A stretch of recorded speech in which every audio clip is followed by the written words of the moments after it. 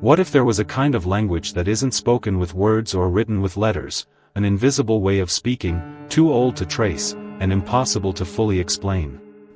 They say it was the first language of the world, not owned by any culture, but found in every sacred place, every old ritual, and every deep vision. It's like a quiet echo that comes from the unseen world.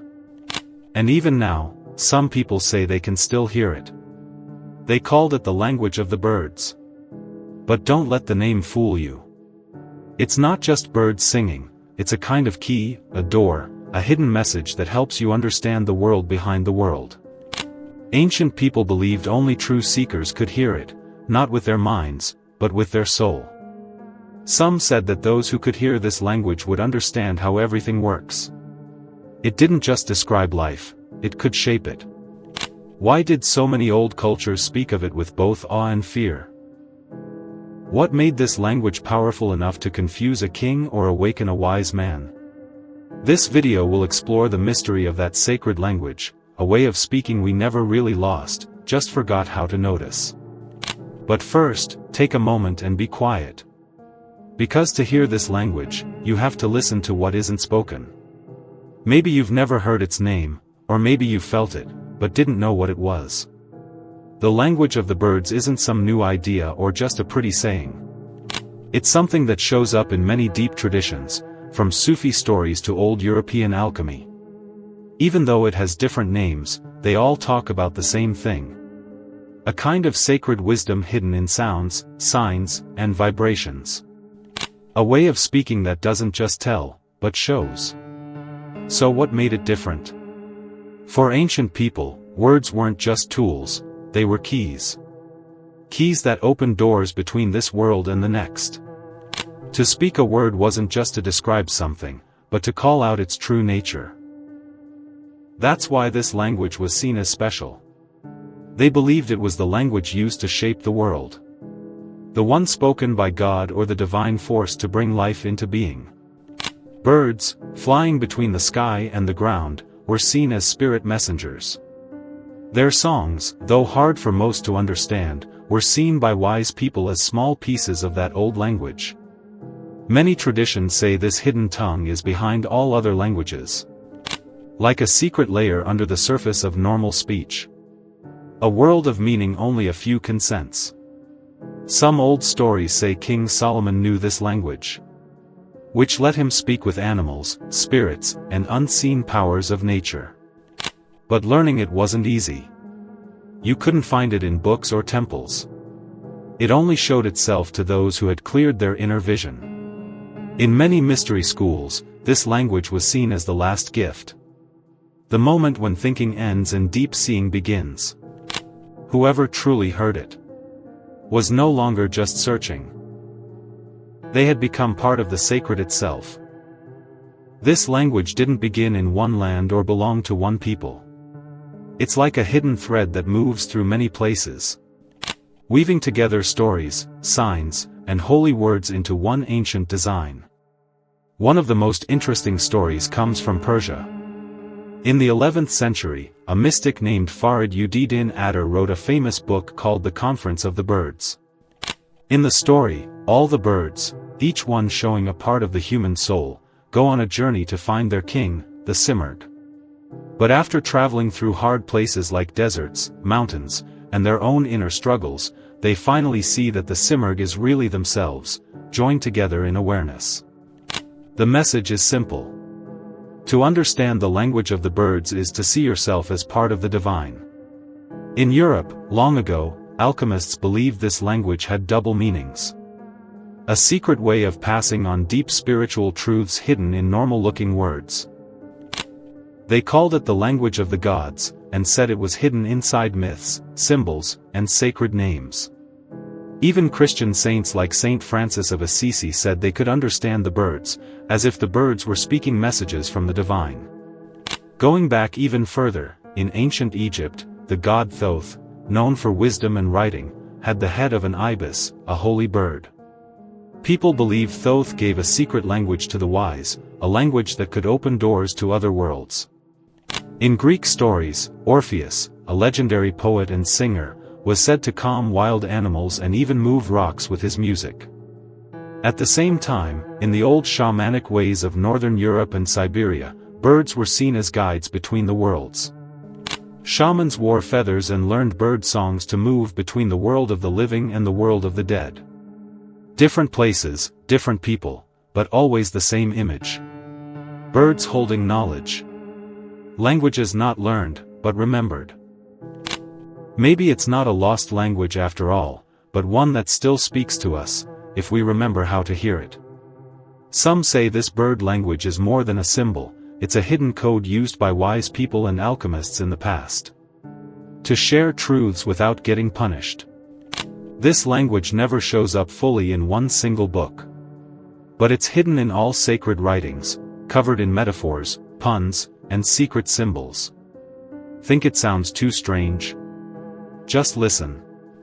In the Middle Ages, many alchemists talked about a special language called langue d'oiseau, the language of the birds, which they said helped people find hidden messages by listening closely to the sounds and roots of words. It was a mix of sound symbolism, number meanings, secret word roots, and deep inner knowing. For example, some French seekers said that by studying certain words this way, they could find deep truths about the soul, the world, or even death. The French word mort, which means death, also contains or, which means gold.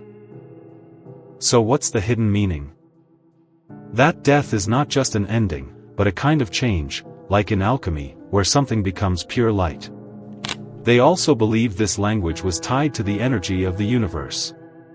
And that some words, if said the right way, could shift awareness and open paths to higher knowledge. Does that remind you of Indian mantras? Or the Hebrew letters in Kabbalah that are said to hold divine energy? It's not a random link. All these teachings point to the same idea. Words aren't just sounds, they hold real power. In some mystical texts, it even says that the true language isn't heard by the ears, but by a heart that has been cleared and made quiet. And that's not all. Some people say that even fairy tales, like those from the Brothers Grimm, are actually hiding parts of the bird language. Sleeping Beauty, magical forests, talking birds. These may not just be made-up stories for kids, but old teachings hidden in symbols, meant to keep sacred knowledge alive in a world that was starting to forget. And here's something surprising. Many of these tales end when the hero finally understands the animals, and with them, the messages of the soul and the universe. At first glance, it might seem like the language of the birds is just an old story, some mystical idea from the past, lost in dusty books and strange old myths. But if you really pay attention, you'll realize it never disappeared, it just changed form. When a song stirs something inside you and you can't explain why, when a symbol shows up again and again in your dreams, or when a word touches you in a deep and mysterious way, that's the language of the birds. Today, it speaks to us through what we often call art, intuition, or meaningful coincidence. Maybe you've come across a sentence that felt like it was written just for you, or heard something at the exact moment you needed it, and it changed your whole perspective. The ancients believed that in those moments, you were understanding something beyond logic, knowing without knowing how. In modern spirituality, this hidden language appears in mantras, in repeating numbers, in lucid dreams, and in patterns that begin to stand out as you become more aware. Some psychologists, like Carl Jung, might describe it as the language of the collective unconscious. Others call it the voice of the soul. Artists, poets, and dreamers often don't name it, they just live in it. Many people believe that the rise in interest in symbols, runes, tarot cards, sacred geometry, and even star languages is not a passing trend, but a sign that this ancient language is waking up again. It's as if something deep inside us is remembering how to speak with the unseen. In times when the world feels loud and overwhelming, the soul looks for quiet signs.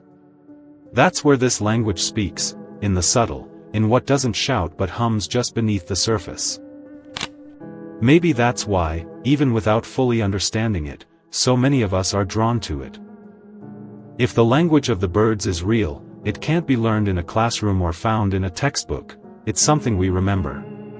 And to remember it, the first step is to quiet the noise, to slow down, and to listen from a different place inside. This language doesn't speak in full sentences or clear definitions, it speaks in patterns, in quiet nudges, in moments that make you pause. So how do we start to hear it again? Maybe it's as simple as paying attention, to symbols that keep showing up, to animals that cross your path more than once, to names, songs, or words that come by accident. Watch your dreams, trust your gentle instincts, notice when the world seems to be whispering something. What we once called coincidence might actually be the beginning of a sacred conversation. And the best part? You don't need to be a mystic, a guru, or a spiritual expert. You only need to open the deeper senses your soul already has. Close your eyes, feel the space around you. Can't you sense it?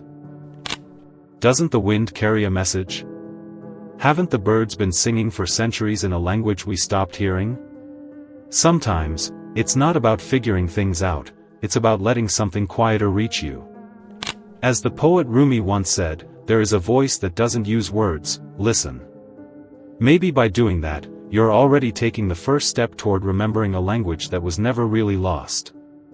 Maybe the language of the birds isn't something we were meant to fully understand, but something that invites us to look deeper, to see the unseen, to feel what's always been there. And if anything you heard today stirred something inside you, an emotion, a memory, a question, then the language has already done its work. Have you ever felt the universe speaking to you in a way you couldn't explain? Maybe in a dream, in a melody, or in something that happened at just the right time? If so, tell us in the comments. This space is here to share those signs, to keep the mystery alive. And if this journey spoke to you, consider subscribing to Perennial Philosophy and hitting the bell, so we can keep exploring together. Because the sacred isn't hiding in faraway temples, it's right here, waiting in the places where we choose to look.